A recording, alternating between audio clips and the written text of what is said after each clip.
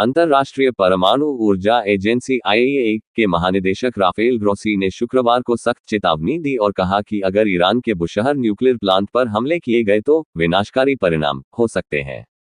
संयुक्त राष्ट्र के परमाणु निगरानी संस्था के प्रमुख ने गंभीर चेतावनी जारी की है और कहा है कि यदि इजरायल ईरान के बुशहर परमाणु ऊर्जा संयंत्र को निशाना बनाता है तो मध्य पूर्व में परमाणु आपदा की संभावना हो सकती है।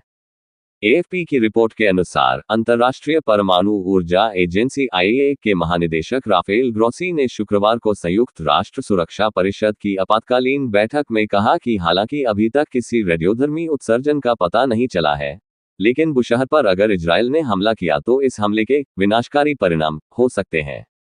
ग्रोसी ने चेतावनी देते हुए कहा, पिछले कुछ घंटों में क्षेत्र के देशों ने अपनी चिंताओं को व्यक्त करने के लिए सीधे मुझसे संपर्क किया है और मैं ये बिल्कुल स्पष्ट कर देना चाहता हूं, बुशहर परमाणु ऊर्जा संयंत्र पर हमले की स्थिति में सीधे हमले से रेडियोधर्मिता का बहुत अधिक उत्सर्जन होगा।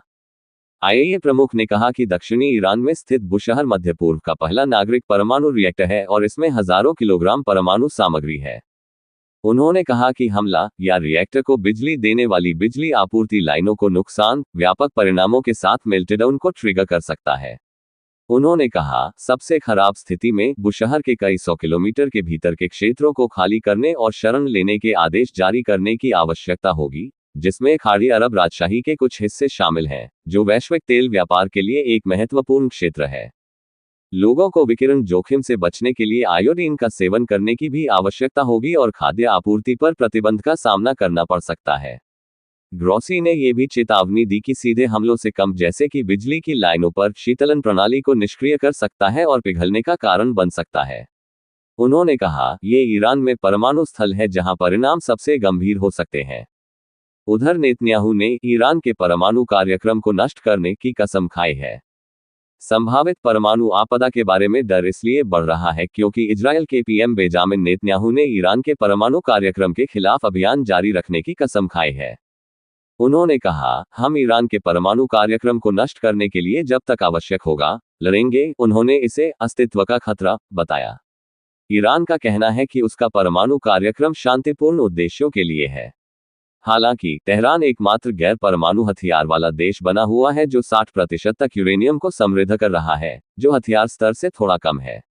यह इजरायल और पश्चिमी शक्तियों दोनों को चिंतित करता है। बता दें कि 13 जून को इजरायल के आश्चर्यजनक हमले के बाद शुरू हुआ संघर्ष तेजी से बढ़ गया है। तेल अवीव ने ईरान के परमाणु और सैन्य स्थलों, शीर्ष जनरलों और वैज्ञानिकों को निशाना बनाया है। वाशिंगटन स्थित ईरानी मानवाधिकार संगठन के अनुसार ईरान में कम से कम 657 लोग मारे गए हैं, जिनमें 263 नागरिक शामिल हैं और 2000 से ज्यादा लोग घायल हुए हैं।